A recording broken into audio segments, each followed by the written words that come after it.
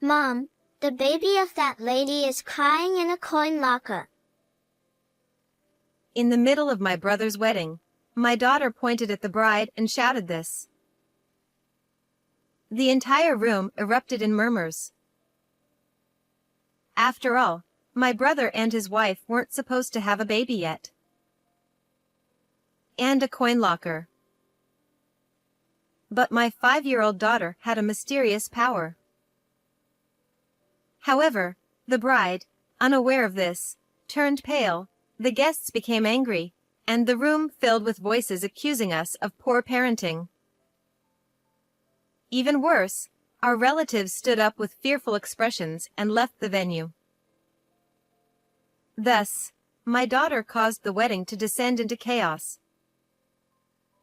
But soon after, a more terrifying truth came to light. I got married at 25 and gave birth at 27. My husband said, "She looks just like Nancy. She's so cute." He hugged our newborn daughter, Emma, in the delivery room. Now she's 5. We noticed she had a strange ability when she was about 3. For example, one time when my mother was on the phone, my daughter suddenly said, Grandma, you're talking to a fake uncle. Uncle referred to my brother. I had my mother put the call on hold and asked her who she was talking to and about what. It turned out she was almost the victim of an impersonation scam. When we praised our daughter, she proudly put her hands on her hips and said, The person behind told me. Emma always says this when she uncovers something, so it's probably some kind of guardian spirit she can see. While her ability has often been helpful, it's not always a good thing, as she sometimes reveals people's secrets. Once, she even ruined a surprise party by spilling the secret to the person it was for. Emma is only 5, so she doesn't understand how to judge these things. That's why we've taught her not to mention what the person behind tells her in front of anyone outside the family. My brother John is someone Emma adores, and we have always been close. When he announced his wedding, my family was overjoyed. John works in research at a fairly large company, earning around $70,000 a year. However, since he hadn't been involved with any women until his late 30s, both he and our family had almost given up on the idea of him getting married. I've loved my gentle brother since we were little, and I always wished someone would eventually see his good qualities. What can you do?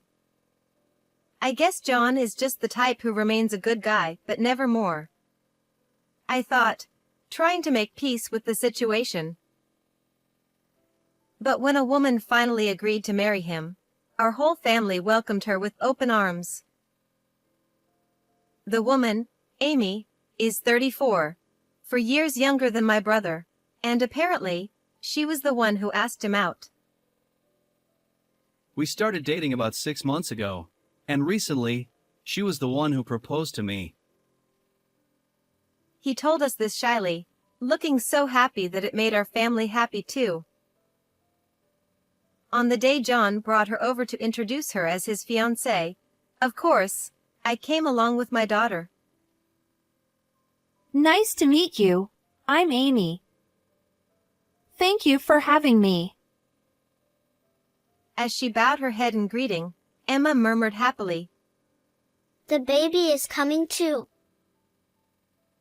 I interpreted this as meaning they would soon have children after getting married, which made me even more pleased. It was unusual for Emma to talk about the future, as she usually predicted things that were hidden in the present. Still, I didn't think much of it. But Amy gave Emma a strange look and glared at her. What are you talking about? That's so creepy. She shouted with an annoyed expression. Emma, it's okay. Amy is probably just surprised. I comforted my daughter, who looked scared and on the verge of tears from Amy's harsh reaction. Not everyone believed in Emma's abilities, and some, like Amy, found them unsettling. That might be the normal reaction. But since she was the woman my brother had chosen, I believed she would eventually understand. So, I focused on calming Emma down at that moment. She probably just associated marriage with having a baby. It's just something a child would say, so don't worry about it, Amy. Even so, it was the first time someone had reacted so strongly. Something feels off, I thought, but Amy otherwise seemed polite and kind, so I tried not to let it bother me. However, on the day of the wedding, something unexpected happened. The ceremony was solemn, with both families gathered together, and everything proceeded smoothly up to a certain point. The vows were exchanged, and the ceremony was approaching its finale when suddenly, Emma stood up. My husband and I hurriedly tried to get her to sit down quietly, but she suddenly ran forward and pointed at the bride. The baby of this lady is crying in a coin locker.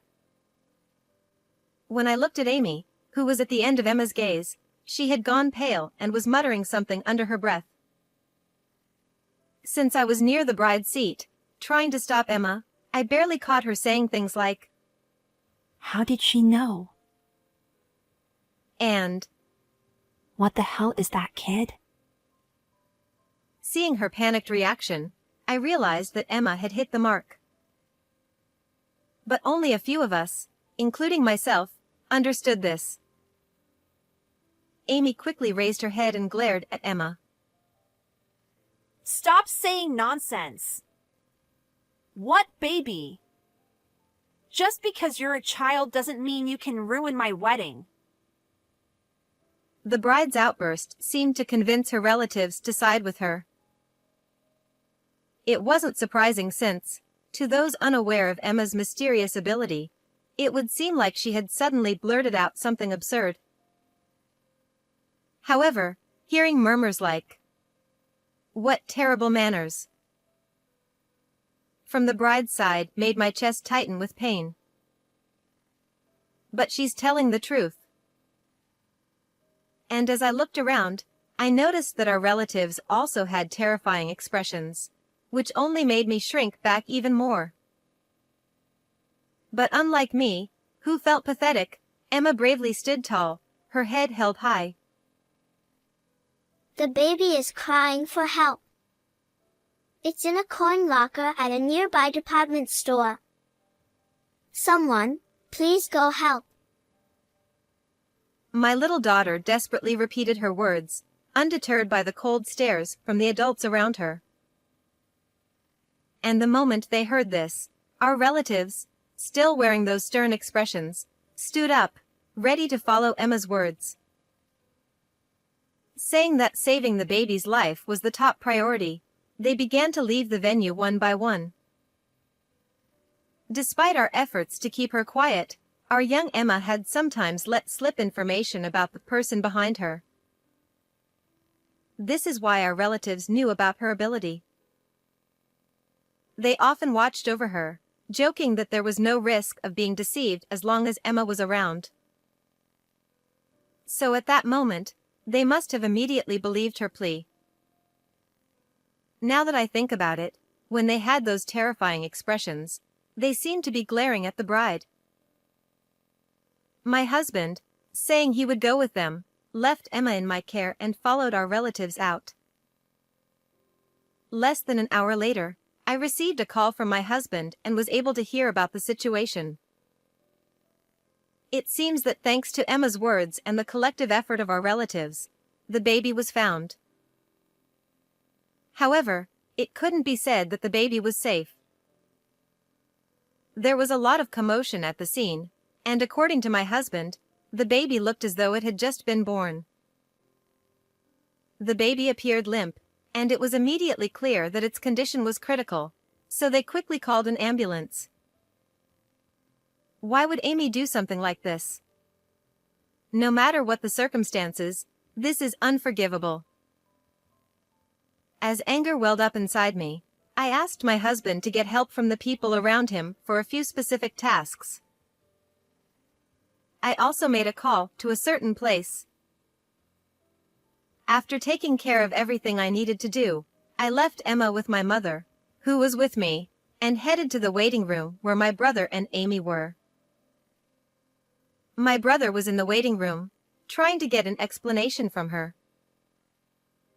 However, since there was no solid evidence yet, I didn't expect Amy to easily admit to anything. My brother likely wanted to believe in his fiancée, so he probably wasn't able to push her too hard and was just trying to keep her there. That's why I knew I had to go to them after hearing what my husband had told me. When I entered the waiting room, Amy was completely frustrated. Not only had the ceremony been interrupted, but in the chaos, the scheduled time for the wedding had passed, and it could no longer be resumed. Amy snapped. There's a set time we can use the chapel. You know that, right? That time has already passed. Why would John's relatives take a kid's words so seriously? To her, it must have felt like her special day had been utterly ruined. Not only that, but the start of the reception had also been delayed, and all the guests, except for our relatives, were kept waiting. Amy continued. That brat is totally unacceptable. She keeps saying creepy things. What is she? Some kind of curse? I swear, I want to dump her in a mountain. Emma was a beloved niece to my brother, who was doing his best to calm Amy down. However, when she spoke about his niece like that, he couldn't help but frown. John, you should call off the wedding, I told my brother, trying to keep the fury boiling inside me from showing in my voice. I said it as calmly as I could. Amy turned her bloodshot eyes toward me, glaring, but John remained composed as if he'd anticipated my suggestion. He sighed quietly. So what Emma said was right after all. I was hoping she'd be wrong this time. Though he only managed a slight, bitter smile, I could tell his heart was sinking in sadness. Amy then rounded on me, her face twisted in rage. What the hell do you think you're doing? Accusing me without any proof, ruining the wedding, and now you want to call it off. She was furious, and she advanced on me like a demon, not even noticing the look of disappointment on John's face. Amy shouted, If that brat isn't going to be held accountable, then you should be. Pay up for damages, or better yet, I'll sue you for defamation and make you pay a hefty settlement. Amy's loud voice echoed through the room, and I had to resist the urge to cover my ears. So you said there's no proof, huh? But Emma was right, wasn't she? A baby was actually found. Do you understand what that means? Amy scoffed. And so what? Some random kid was found somewhere. What does that have to do with me? It has everything to do with you. A DNA test will easily reveal who the mother is, and when it does, it'll be undeniable proof that you have a secret child. There's no way out of this. As soon as I said that, it occurred to me that there was a small possibility that the baby might not be her secret child. John, I don't think so, but is there any chance that baby is yours? I asked just to be sure, although it seemed impossible since they'd only been dating for 6 months. John replied firmly, Absolutely not. The timing doesn't match up. His unwavering response caused Amy to scowl in frustration. If John had acted like a normal man and made a move, we could have raised the child as our own. But now, it's all ruined because you're so slow. Her absurd attempt to shift the blame made me sigh deeply in exasperation. So, who is the father? Amy hesitated before replying. It's a child from a previous boyfriend, but I don't know which one. Her answer left both my brother and me speechless. That meant there were multiple possible fathers, which was shocking. How many people had she been seeing at once? Having a child with an unknown father was entirely her own reckless doing, and trying to blame John was utterly misplaced. If I'd known she was this kind of woman, I would never have considered marriage. No, I should be thankful I found out before the wedding ended. The marriage hasn't been registered yet. I'm going to call it off. John heaved a deep sigh before making his decision, and Amy looked at him like she was the victim. Amy then whined, I specifically chose the guy with the most money. What about my future plans? How are you going to fix this? During the formal meeting, she had declared how much she loved John more than anyone else. But hearing her lament now made it clear that was a complete lie. She was only trying to marry him for his high salary. Amy continued to rant. Getting pregnant ruined everything. I finally caught an elite, and now to find out I'm carrying someone else's baby? This is just bad luck. According to the story she confessed to, playing the role of the tragic heroine, Amy realized she was pregnant quite late. It was a combination of factors. She had irregular periods, experienced very mild morning sickness, and her belly didn't show much. All of these things contributed to her delayed awareness. Amy had tried to pretend the pregnancy didn't exist, but by the time she visited an obstetrician, she had already passed 22 weeks, which was too late for that option. So, she decided to hide the pregnancy from everyone, including my brother, give birth in secret, and then abandon the baby. Since her belly didn't show much, she took advantage of that by wearing loose-fitting clothes to hide her figure. She also blamed her limited physical movement on general health issues. No one suspected that she was pregnant, so they didn't question her behavior. Amy complained, John's desire to have the wedding around this time was just bad luck for me. But if I objected without a reason, it would have seemed suspicious. What concerned her most during the wedding preparations was whether the waistline of her dress would fit on the day of the ceremony.